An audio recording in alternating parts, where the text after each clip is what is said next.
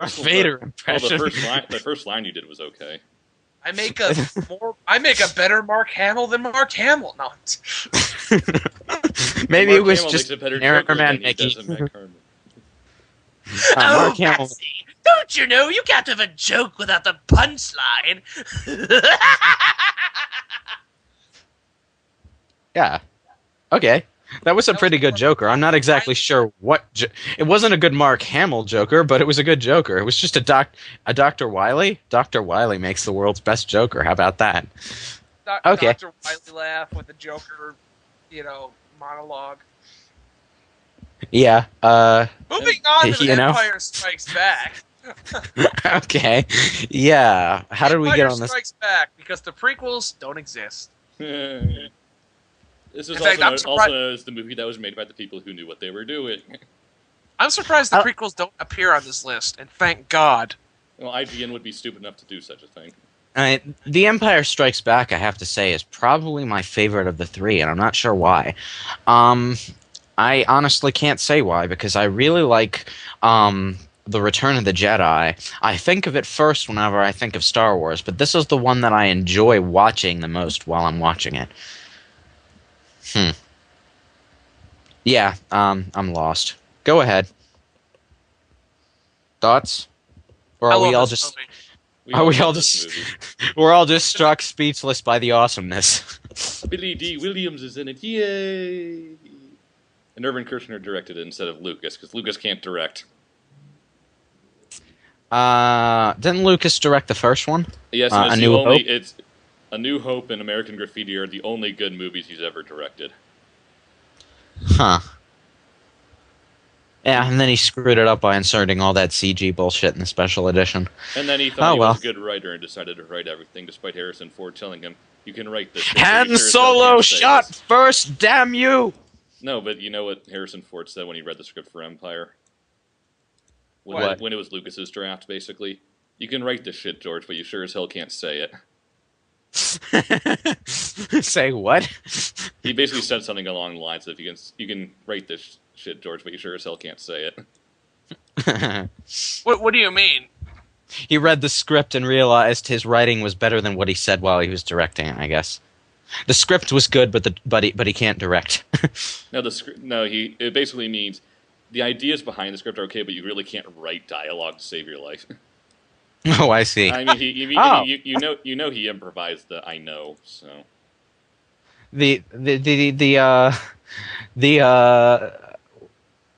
Oh, I see. I see what you mean. I see.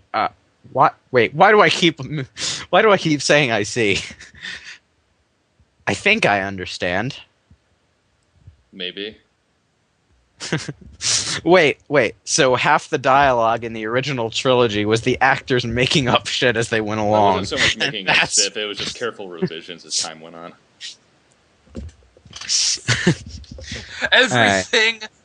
Everything was mad-libbed. something dark side. Something. Wouldn't that be awesome if there was an entire movie?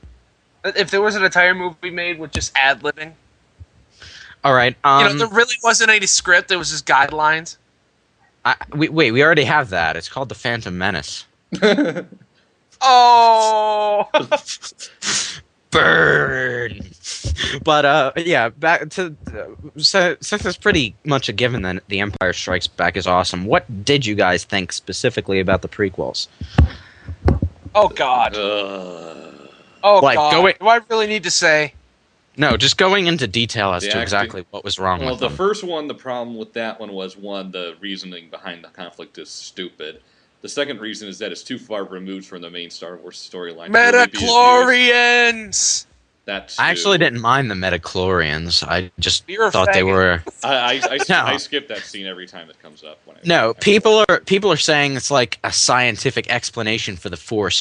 But it's not a scientific explanation for the Force. It's just something that contacts the Force. So the Force is still just out there. It's just that there are these little things.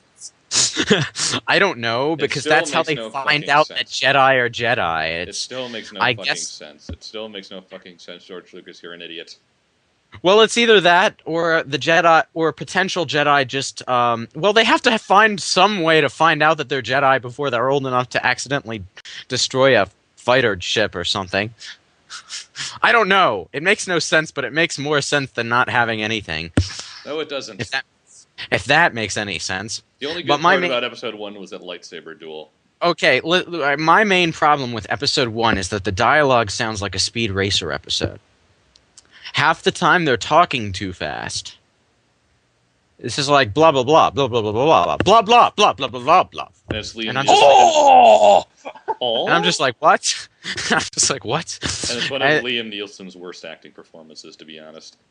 Which one's that? Qui-Gon. Oh, Qui-Gon, yes, him. I've seen him in other movies. He's really good in other movies. Not so much. Not so much as Qui-Gon. Yeah. Actually, I can say the same for Obi-Wan. As in within the Star series itself, he's better in he's better in episodes 2 and 3 than he is in the first one. Ewan McGregor's not a horrible Obi-Wan. It's just he's a pretty good Obi-Wan. It's just that the other Obi-Wan in the first 3 movies was freaking Alec Guinness. You're not gonna top Alec. The only thing that doesn't really fit is the voice, to be honest. That's the transition issue. He has this weird accent in the prequel trilogies, and he just sounds like, he has no accent in the later movies. He just sounds like an old guy. Other than that, he fits the part well enough. He was badass in episode 3. And then, of course, we have Jake Lloyd / Hayden Christensen. Well, one of the biggest things I had about the prequels was that Anakin was a douche. a whiny dumbass douche. He was a douche. And in the original Star Wars, Obi-Wan was like, Anakin was a great fighter pilot and he was a good friend. Meanwhile, back to the prequels, he's a whiny douche. He always complains about Obi-Wan. He hates Obi-Wan. He wants to kill Obi-Wan. Well, okay, I'm going to say it right here. The problem I have with Anakin is the same problem I have with Samus Aran and Other M. They overdid the whininess factor. They really... It's like, I wouldn't mind the character or what he does. It's just that they overdid the portrayal of it. It's like, I just can't... it's just too much. Too much. Actually, speaking of Other M, I just want to ask this very quick. Do you guys think it's sexist? No. Why? Okay. Because, I can see why people would say that, though. Because, they gave her a character. They gave her a character, but it's like, what? I'm sorry, what? What is it? Why do they say it's sexist? Because she doesn't think for herself and only listens to Adam, and Adam knows everything. I should listen to Adam, and I should believe in Adam. Blah, blah, blah. Doesn't think for herself. That's why she just used the screw attack out of nowhere. Yeah, okay, sure. She doesn't think for herself. Don't use the ice beam, even though it would be incredibly useful in this situation. Okay, this is extremely off topic, but okay. She's not. It's not that she's not thinking for herself. It's that she really respects Adam. Okay, Adam asks her.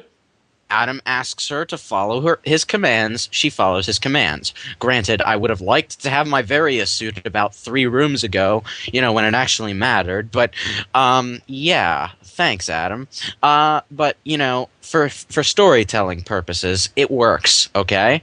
I liked that idea. I just didn't like that it was stupidly implemented at certain points. It's like they purposely delayed using the Various suit just so that you would have a few areas where you were taking heat damage. Why are we talking about Metroid Other M? Back to the prequels. No, let's just move on to number 4, Alien. Wait, did we already talk about this one? Nuke the planet just to be safe. We talked. Wait a minute. The other one had an S at the end. Okay, it's a completely different movie. This is the first one. Aliens is the second one. And the third one is Alien to the Third Power. Aliens. No, Alien to the Third Power. Aliens sounds funnier, damn it. The screenshot is disturbing. That's all I have to say. I still that I love You have. that know scene. what that screenshot reminds me of? Hello, my that baby. like, Hello, my yes, Hello, my ragtime baseball, girl. and it's the same actor. Yeah, it is. They got the same That's guy why to he do it goes, "Oh God, not again," again. because it's the same actor. And then Michigan J Frog alien jumps up out of nowhere. Okay, number 3 is Star Exactly. Wars, as in A New Hope. Why everyone just calls it Star Wars, I'm not sure. Because originally it was released under just Star Wars, and Episode 4 came later. Wait, I have a Yeah, I question. suppose. Why did he do? Why did he do the whole 4, 5, 6, then 1, 2, 3? Because he came up with 4, 5, 6 first. The um the idea was that it was picking up in the middle of a story. I'm not exactly sure what the specifics of the idea were, but I think that was the original intent for the title crawl at the beginning. I don't think he actually had the prequel trilogy planned out at the Well, time. he had some info about it at the time, but He had backstory, of course. Like there was the Clone Wars mention, and the basic idea of who Anakin Skywalker was and what he looked like underneath the suit. But he didn't have the entire fucking trilogy planned out. He didn't have a full script written somewhere. It's just the original the episode 4 thing didn't exist because he planned on making episodes 1 to 3 at the time. It was more like he was doing it to imitate some sort of episodic thing. But they took episode 4 out of the original theatrical release because people would get confused. people thought it would be confusing. Yes. So originally we just got the title crawl. We didn't get episode 4 or A New Hope. That was inserted in the in later releases. Star Wars is awesome. Well, It is. the original. I think I prefer the Empire Strikes Back, but I think the original A New Hope deserves a higher spot simply for being able to pull itself off on such a shitty budget. I mean, the only times you see aliens are in that one cantina on Tatooine, and it's literally just a bunch of guys in cheap ass costumes. Like Halloween costumes. Like there's this guy that looks like a devil. It's like that's not an alien. That's a guy with devil horns, and it works. I don't know why it works, but it did. And you know what? It worked because it was one of those where everything just fell into place so perfectly, and the studio didn't realize it. Yeah. But I will say it again. Han Solo shot first, you assholes. I like that moment. And I love how Peter Cushing is in this. Dr. Frankenstein is in Star Wars, yes. Get wait, on wait. the point. I know who that is. Nothing. Oh wait. I know who that is, but I'm not remembering exactly Governor who that Moff is. Ah, yes, him, Moff Tarkin. Yes, I remember him. TF2, but whatever. I liked Moff Tarkin. Shame he died. Shame He was a cool guy. At least he got a cameo at the end of episode 3. It's like he blows up planets and doesn't afraid of anything. I like that guy. All right, number 2 is 2001: A Space Odyssey. Never heard of it. One word. Duh. No. Duh. One word. Shut up. Duh. Ric Flair's theme. Dun dun dun dun dun dun dun dun. Okay, stop. Stop. Woo! Okay. One word. Landscape. Landscape. Incredibly long panning sequences. Landscape. Nothing happens for 10 minutes. So wait. Hang on. Back up. Stop. Back up. This is Mass Effect the movie? And then, of course, we have, I'm sorry, Dave, I can't let you do that. I heart Hal. It's like, Jesus Christ, I did not know this, but they're planning a Mass Effect movie. Who would have known that it was already made like how many years ago? 30? It came out in 1968. So it's a 30-year-old. 40-year-old movie. By Stanley Kubrick, my favorite director. Mass Effect the movie was made 40 years ago. That's awesome. I love Space Odyssey. But like, have you guys seen Confused Matthew's review of it? No. No. Okay, basically he says that nothing happens.